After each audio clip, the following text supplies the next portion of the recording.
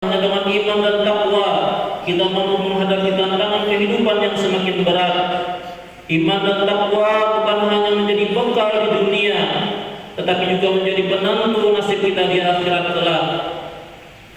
Hadirin jemaah salat Jumat yang dirahmati Allah, hukum wajib puasa Ramadan termasuk maklum minad din bid darurah. Artinya hukumnya telah sama-sama diketahui oleh ulama dan orang awam dari kalangan umat Islam.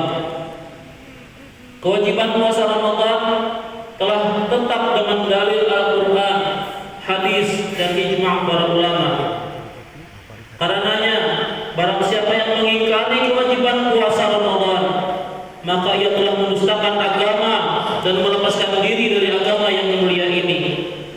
Kecuali apabila ia baru masuk Islam atau seperti orang yang tumbuh hidup di daerah yang jauh dari kaum muslimin dan belum pernah mendengar sama sekali hukum wajib puasa Ramadan.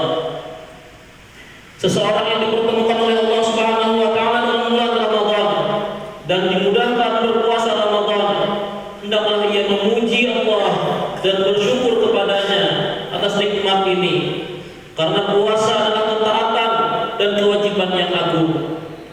Hadirin jemaah salat Jumat yang dirahmati Allah, puasa Ramadan diwajibkan atas setiap muslim yang mukallaf, baligh dan berakal.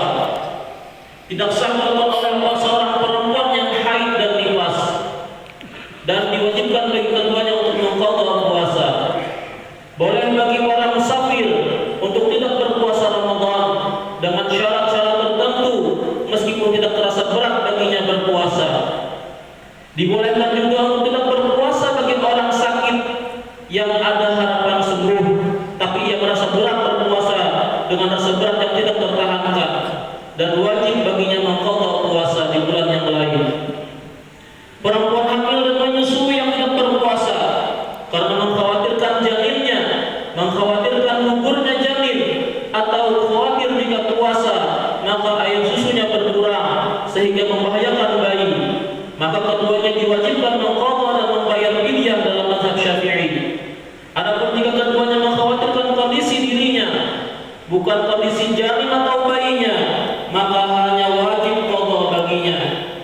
Orang yang tidak kuat puasa disebabkan usianya yang telah renta atau sakit menahun yang tidak ada harapan sembuh, maka wajib baginya membayar fidyah.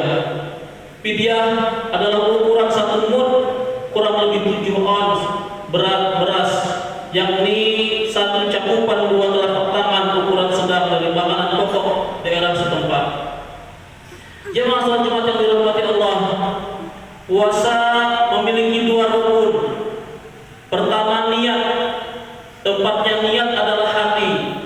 Karenanya tidak disyaratkan untuk diucapkan dengan lisan.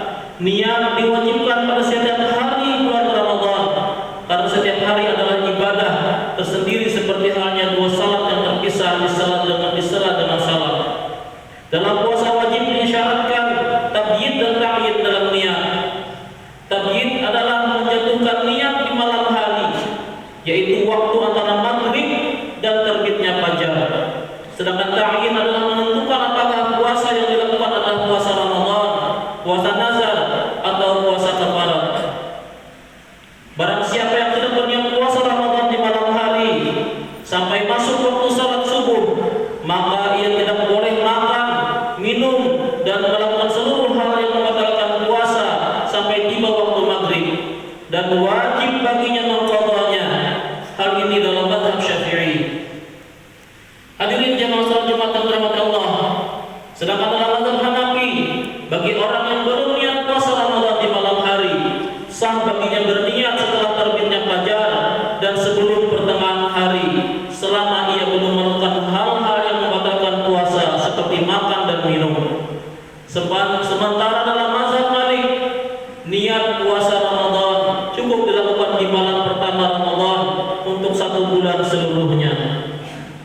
Kemudian rukun yang kedua, yaitu menahan diri dari seluruh perkara yang membatalkan puasa dari terbitnya fajar sampai terbenamnya matahari.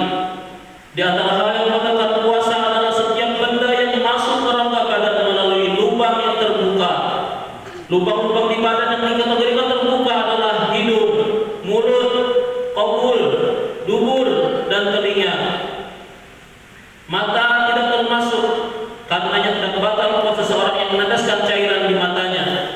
Begitu juga tidak batal seseorang yang tidur sepanjang hari. Tidak batal puasa seseorang yang makan atau minum dalam keadaan lupa, dan seseorang yang memasukkan obat ke dalam tubuhnya melalui lubang yang tidak terbuka, seperti suntik di otot atau urat kulit. Sedangkan memasukkan obat melalui lubang kelamin atau lubang dubur, maka hal itu membatalkan puasa.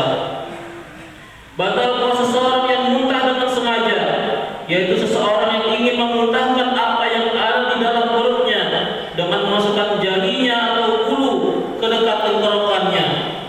Adapun seseorang yang muntah dengan tidak sengaja, maka puasanya tidak batal, dengan syarat ia tidak menelan kembali air ludahnya yang bercampur dengan muntahan.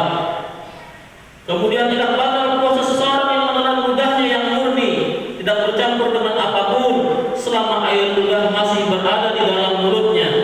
Sedangkan apabila sudah bercampur dengan darah atau bercampur dengan sesuatu yang dimasukkan ke dalam mulut lalu ditelan, maka hal itu membatalkan puasa. Kemudian juga batal puasa seseorang yang dengan sengaja menelan kembali dahak yang telah melewati makhraj huruf ha, artinya telah sampai ke dalam mulut.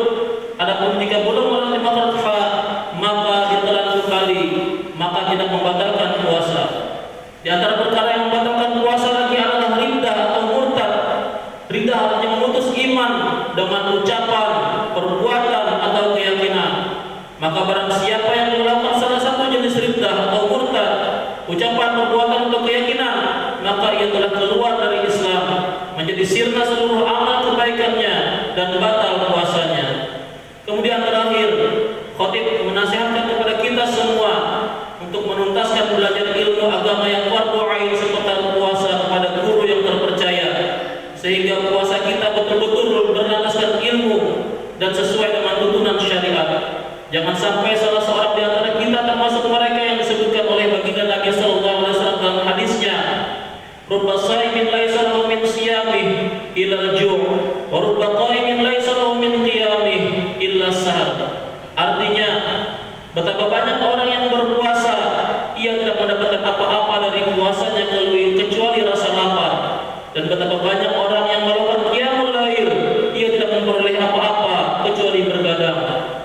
Hadirin jemaah yang dirahmati Allah Subhanahu wa taala, demikian khutbah pada siang hari ini yang penuh keberkahan ini. Semoga bermanfaat dan membawa berkah bagi kita semua. Amin ya rabbal alamin. Alhamdulillah. Allahumma shalli wa sallim ala sayyidina Muhammad ibn Abdullah. Usikum wa nafsi bi taqwallah faqad faza al-muttaqun. Wa idza quri'a al-Qur'an fastami'u lahu wa ansitu la'allakum turhamun. A'udzu billahi minasy syaithanir rajim. Bismillahirrahmanirrahim.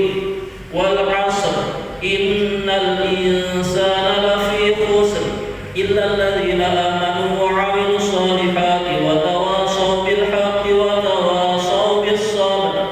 Barakallahu li wa lakum bil Qur'anil karim wa nafa'ani wa iyyakum bima fihi min al-ayati wa dhikril hakim. Ala nabiyil karim faqala inna Allaha wa malaikatahu yusalluna 'alan nabi ya ayyuhalladzina amanu sallu 'alaihi wa sallimu taslima. Allahumma salli 'ala sayyidina Muhammad wa 'ala ali sayyidina Muhammad kama sallaita 'ala sayyidina Ibrahim wa 'ala ali sayyidina Ibrahim wa barik 'ala sayyidina Muhammad wa 'ala